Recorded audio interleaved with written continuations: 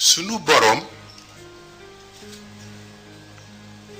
dafa bëgg yónni yonentam bu tudd Yuusuf te ci yónni gi mu ko bëgg yónni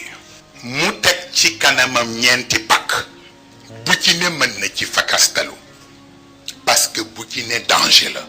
pakk bu jëkk bi mooy teen ba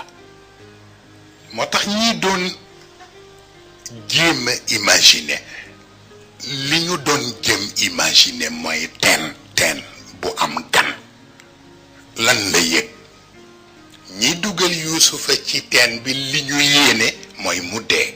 te teen bi ci boppam yëg ni ganu yonent la am. Seydi Mouhamadoul Moustapha Sy Al Maktoum. En citoyen engagé, Seydi Mouhamadoul Moustapha Sy fait ses premiers pas dans les associations de jeunes ASCA, dans sa ville natale à Tivaouane.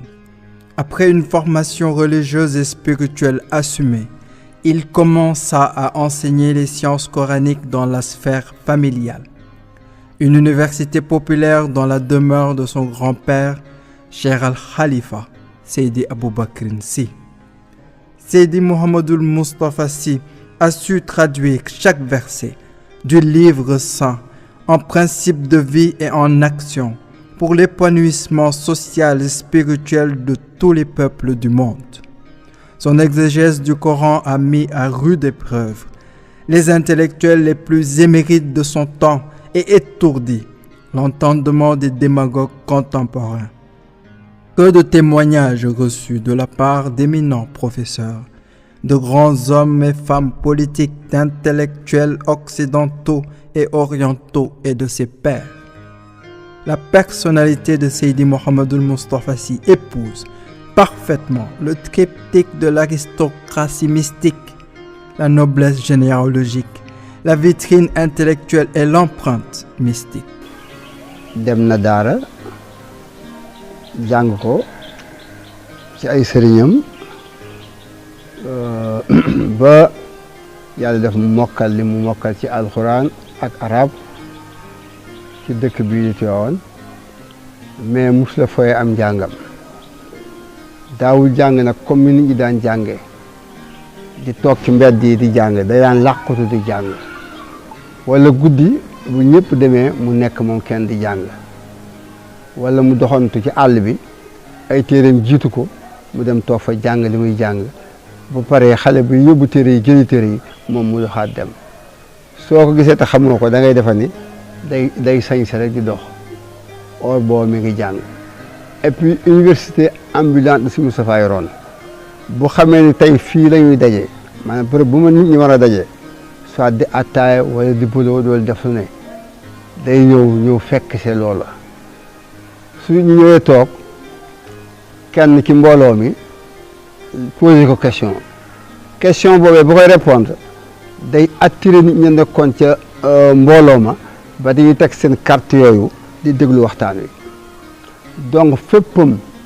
diine la féppam éducation la féppam yar la su ko defee noonu la daan def mais boole koog nag yor école arabe bi ubbi ko biñ demee ba kenn jàngatul dafa instauré école bi luy ay classe inscrire ay nit ku ne ñëw joxe 500 francs inscription te dootoo fay ñuy jàngal ñëpp dëkk bépp fu ne ci Tiwaawan nit jóge fu ñëw di jàng si mu tànn ay enseignants donc moom ci enseignants yooyu la bokkoon ñuy jàngal di leen jàngal di leen éduquer di leen yar lépp lu ñu daan def ci daw te araamul si Moussa def na ko yor na fi école AST ASCA école football nekkoon président ba coupe yi woon ci Tivaouane yëpp ñoo ko daan jël yor na fi troupe théâtrale au niveau national gagné na fi coupe théâtre festival mondial du théâtre populaire gagné na fi trophée bu mag ñu daaloon ñu Tëngéej ñuy compétir biir Dakar di ñëw. Seydi Mouhamadoul Moustapha Sy est un homme de Dieu doté de mission, fils de Seydi Cheikh Ahmed Tidiane Sy Al Maktoum, homme de Dieu multidimensionnel et éminent penseur, petit-fils de Seydi Aboubakar Sy, le Khalife, homme de Dieu et grand intellectuel, arrière-petit-fils de Seydi Cheikh Hadji Malick Sy, homme de Dieu, grand savant et universitaire. Tout cet héritage pour un seul homme serait-on tenté de dire, comme le prophète Joseph, il avait choisi la demeure des innocents en empruntant le chemin de la vérité et de la justice. Cette filiation mystique à elle seule n'explique pas la complétude et la maturité de cet athlète spirituel. Exceptionnel, Seydi Mouhamadoul Moustapha Sy a élaboré des stratégies bâties la personnalité de femme et d'homme, éduquer des citoyens, fonder une communauté spirituelle universelle dont le fondement demeure la loi coranique et la tradition sainte prophétique. S'il n'a pas remué une armée, il a mis en veille une conscience citoyenne active, capable de soulever des montagnes par la détermination et surtout par la volonté de ses composantes. L'engagement politique de Serigne Moustapha Sy est le prolongement naturel de son engagement en faveur de la jeunesse, des femmes et des couches défavorisées de la population. Sa bienveillance l'a orienté à l'éducation et à la formation des masses populaires et à la lutte contre les inégalités sociales, qu'il s'agisse de programmes d'alphabétisation, de capacitation et d'entrepreneuriat, de formation religieuse et d'investissement humain, entre autres. Serigne Moustapha Sy consacre l'essentiel de ses énergies aux humanités des populations du Sénégal et d'ailleurs. En lui, les jeunes et les femmes ont trouvé un leadership qui répond à leurs préoccupations, une ingénierie sociale qui leur apporte confiance, sécurité et action. waaw man li ma gën a damay jàpp man sama relation ak Serigne Moustapha amoon na jamono ci réew mi dans les années 90 benn boobu lu ne ma nga ca débat li gënoon nag lu nit ñi gënoon jàpp mooy débat bi ma daan am sur femme et islam jamono yooyu xam naa c'était un débat neuf nit ñi mënuñu concevoir rek prise de position yi ma daan am ci femme et islam lu ne dégg naa ko ci lu ne wax nañ ma ko ci mais dafa am benn loolu ci li ma jàpp retenir man ci Moustapha Serigne Moustapha loolu pour man c'est extrêmement important ñi ngi may attaqué bu ëllëgee maa ngi def la presse la une de la presse ma am samay position islamiste yi dal ci sama kaw wante rek xam nga rek xam-xam moom soo ko yoree rek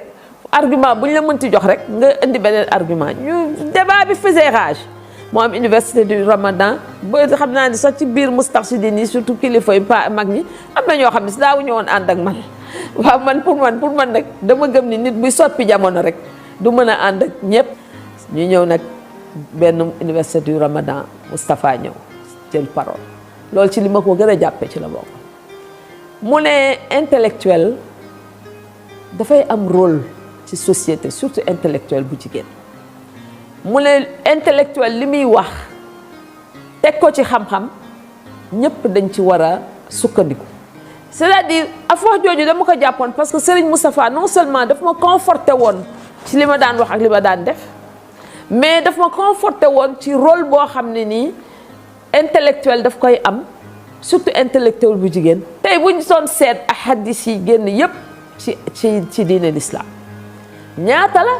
90% wu hadis yi ku ko joxe du Aïcha su fekkente ni jigéen kenn warul topp jugement jigéen lu tax ñuy nangu hadis yooyu yëpp jóge ci Aïcha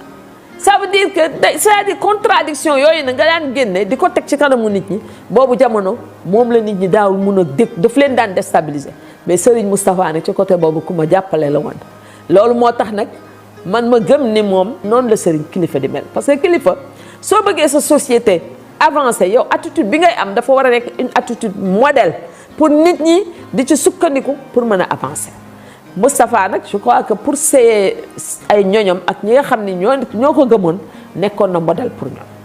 L'engagement de Seydi Mouhamadoul Moustapha Sy, sa responsabilité et ses actions embrassent toutes les composantes de la société. Il s'est engagé à orienter une jeunesse désabusée en investissant le champ de la spiritualité, de l'éducation, du social et de la politique. Son opposition au régime socialiste lui valut un séjour de plusieurs mois en prison. Il fut interpellé le samedi 30 octobre 1993 sur le régime de la garde à vue et fut emprisonné le mercredi 3 novembre 1993 à la maison d'arrêt de Rebeuss.